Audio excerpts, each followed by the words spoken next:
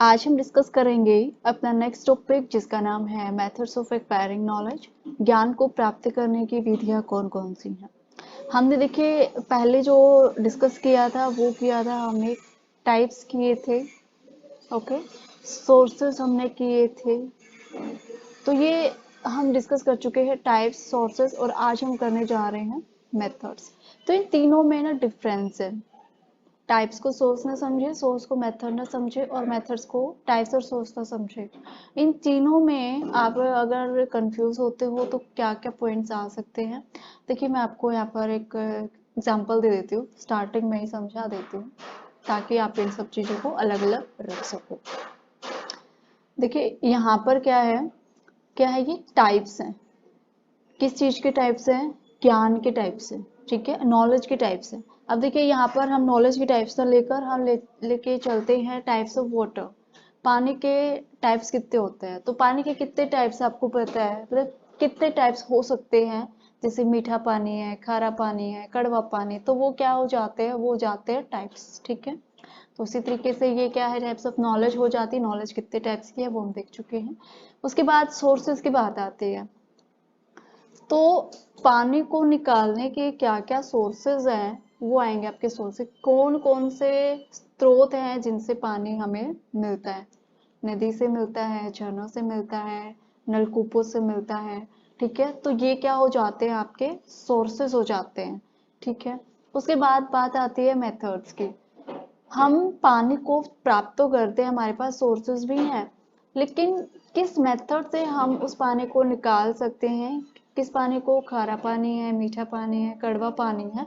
और सोर्सेज क्या क्या हो जाते हैं कि कहाँ कहाँ से हम पानी को प्राप्त कर सकते हैं, कहाँ कहाँ से हमें पानी मिलता है, स्रोत कौन कौन से होते हैं, और कौन से मेथड का यूज करके हम उस पानी को क्या कर सकते हैं, यूज कर सकते हैं, उसको निकाल सकते हैं। तो वही बात है यहाँ पर नॉलेज की। टाइप्स ऑफ नॉलेज क्या है? टाइप्स ऑफ नॉलेज हमने देखा कितने टाइप्स की नॉलेज होती है। उसके बाद हमने सोर्सेज को देखा, सोर्सेज क्या है नॉलेज के। आज हम करेंगे मेथड्स। तो जो भी आपके पॉइंट्स बनते हैं इन तीनों में, तो तीनों को अलग अलग पॉइंट में रखें आप, मिक्सअप ना करें, मैं ये कहना चाह रही हूँ आपको। ठीक है, इसलिए मैंने बहुत ही इजी तरीके से आपको ये समझा दिया। ओके, आई होप अब आप इसको मिक्सअप नहीं करेंगे। चलिए, मेथड्स क्या होते हैं? ज्ञान प्राप्त करने की विधियां। जब आपसे क्वेश्चन पूछा जाता है एग्जाम में, तो सबसे पहले आप लिखोगे कि नॉलेज क्या होती है, इसका मीनिंग क्या होता है। वो हम पहले डिस्कस कर चुके हैं, इसलिए मैंने इस नोट्स में नहीं डाला है। उसके बाद आप डेफिनेशन लिखोगे, फिर आप तीसरे नंबर पर ही आता है आपका, क्या आता है? मेथड्स ऑफ एक्वायरिंग नॉलेज, जो भी आपसे पूछा गया है।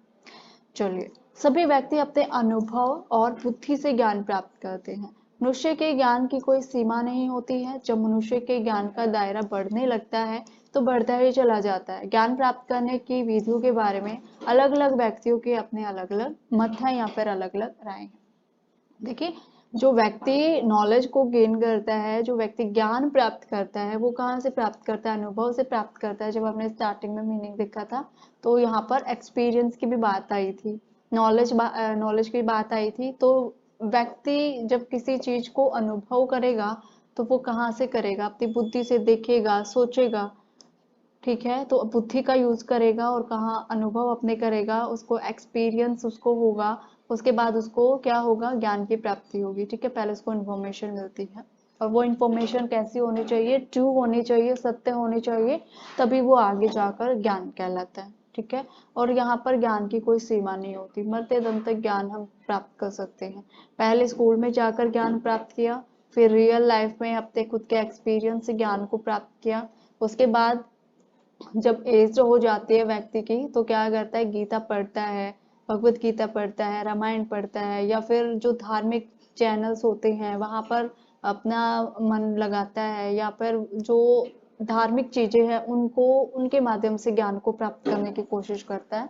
तो ज्ञान एक ऐसी चीज है जो कि कभी भी समाप्त नहीं होता है। अगर कोई व्यक्ति पढ़ना लिखना नहीं जानता है, तो वो सुनकर ज्ञान प्राप्त करता है।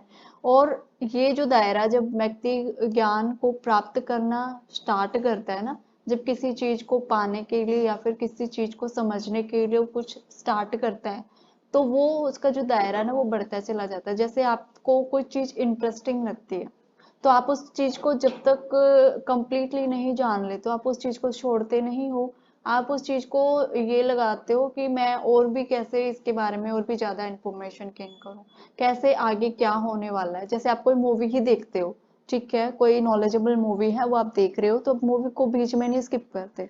क्यों नहीं करते? क्योंकि आपका इंटरेस्ट बढ़ता जाता है, आप ये सोचते हो कि आगे क्या होगा, आगे क्या होगा, जानने की जो आपकी इच्छा है वो बढ़ती चली जाती है। ऐसे ही ज्ञान में है, जब व्यक्ति को ज्ञान प्राप्त होता है, ज्ञान व्यक्ति जब प्राप्त करना चाहता है तो क्या होता है, उसके ज्ञान का जो दायरा है ना वो बढ़ता चला जाता है।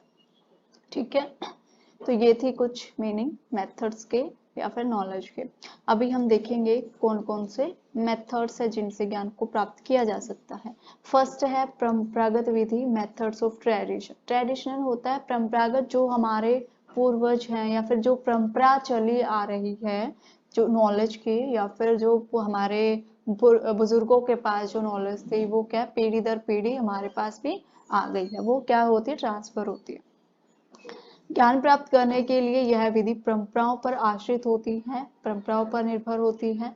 यह ज्ञान के रूप में वही प्राप्त करते हैं, हम ज्ञान के रूप में वही प्राप्त करते हैं जिसे परंपराओं के रूप में हमारे समाज और संस्कृति ने संजो कर रखा हुआ है। कुछ ऐसी चीजें हैं जो कि पिछले टाइम से, जो पिछला जो समय चला गया वो उस टाइम पीरियड से चलती ही आ रही है।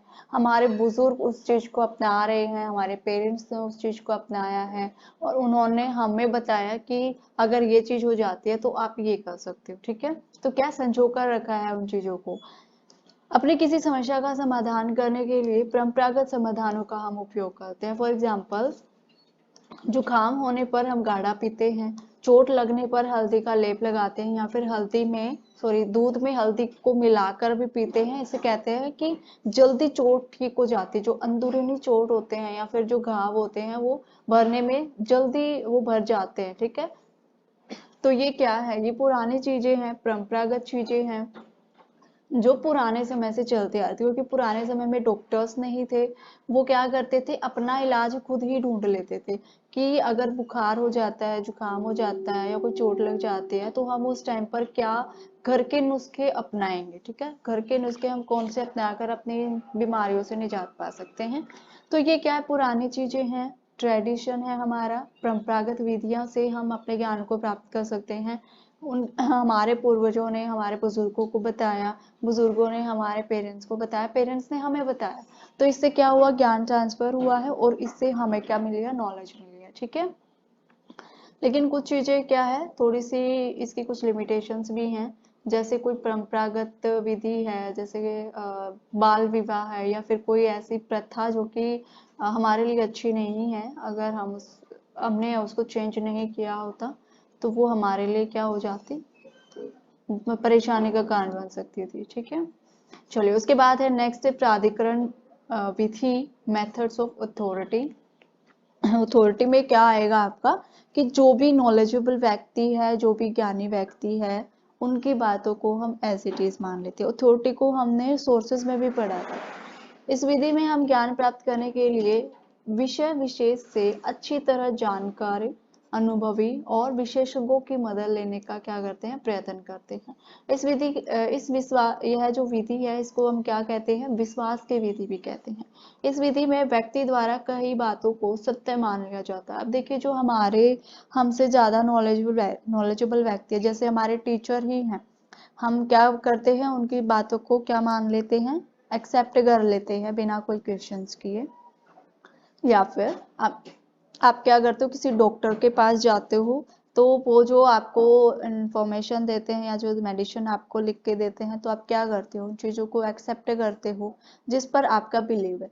चलिए फॉर एग्जांपल हम ये मान लेते हैं कि जो हमारी रामायण है, हम उसको मान लेते हैं, एज इट इज हमने माना हुआ है। जो नहीं मानते वो अलग चीज है, वो नास्तिक हो सकते हैं। लेकिन जो आस्तिक है, जो श्रद्धा रखते हैं गॉड में, तो वो क्या मानते हैं कि हाँ ये चीजें हुई हैं, भगवान है, किसी ने बताया आपको कि भगवान है तभी तो आपने बिलीव किया है, और आप मानते हो कि रामायण हुई है, महाभारत हुई है, और जो गॉड ने जो कृष्ण ने अपने जो क्या बोलते हैं भगवत गीता में जो अपने श्लोक लिखे हुए हैं वो सत्य है, तो आपने क्या हुआ है, जो बुक्स लिखी हुई है उन पर क्या किया, आपने बिलीव किया हुआ है।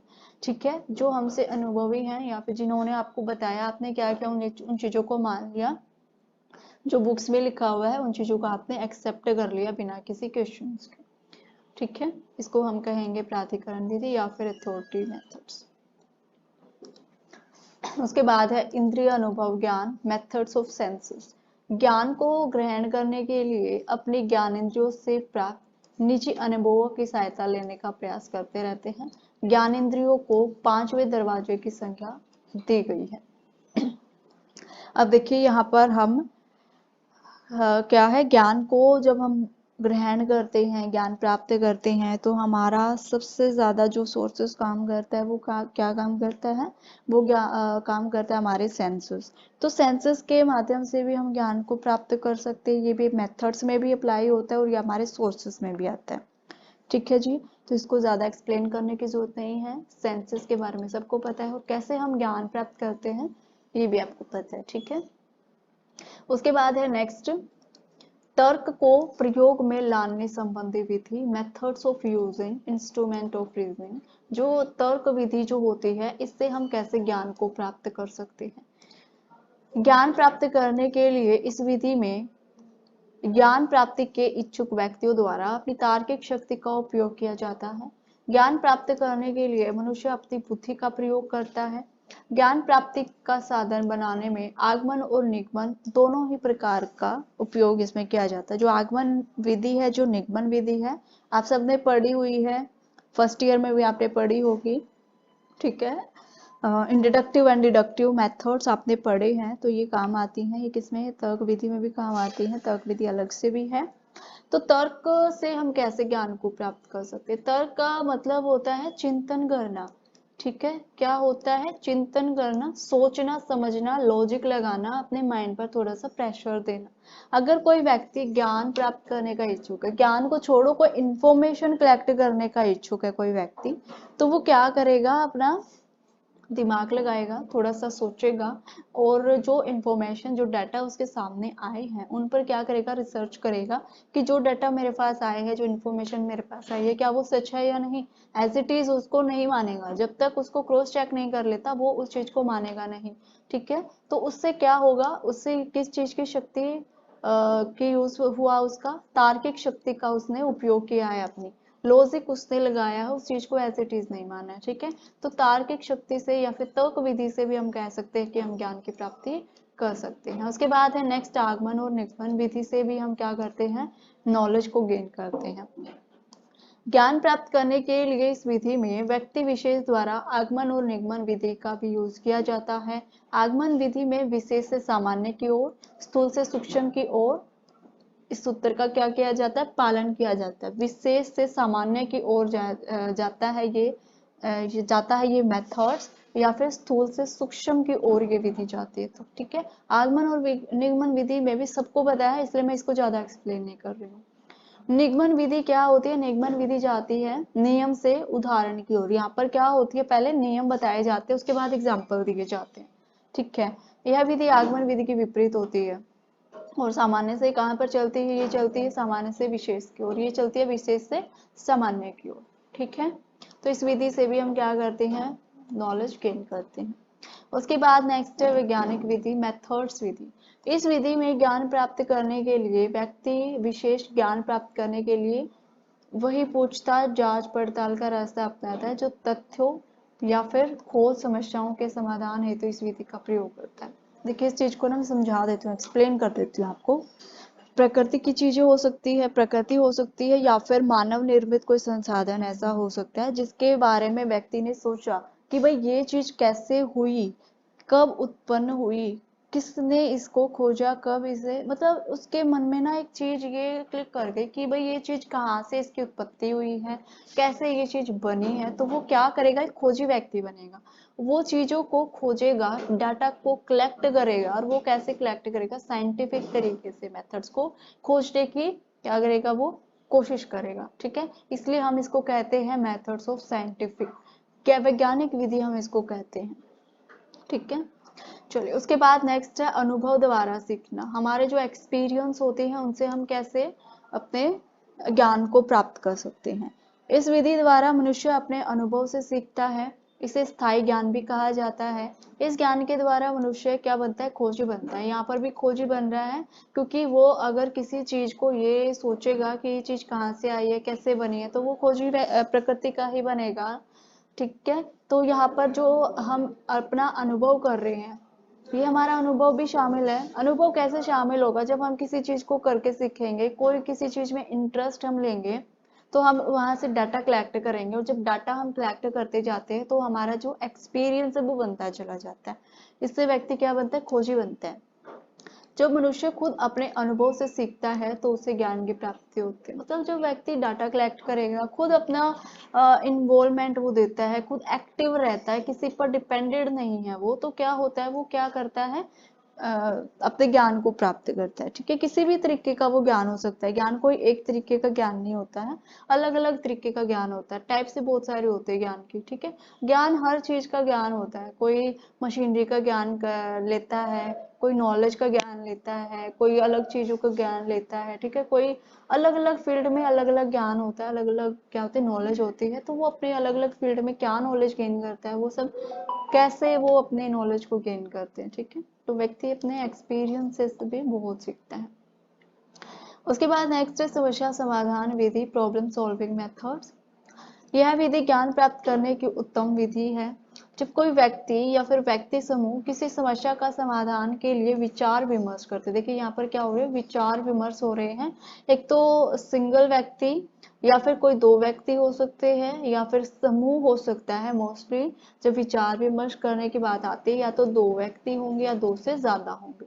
ओके, चलिए, यह विधि मानसिक और बौद्धिक विकास के लिए बहुत महत्वपूर्ण और उपयोगी है। देखिए, विचार विमर्श होगा तो हमारी बुद्धि तो काम आएगी, हमारा मस्तिष्क काम आएगा, क्योंकि सोचने समझने का कहाँ से काम हम करते हैं, मानसिक से करते हैं, अपने दिमाग से करते हैं और बुद्धि से करते हैं।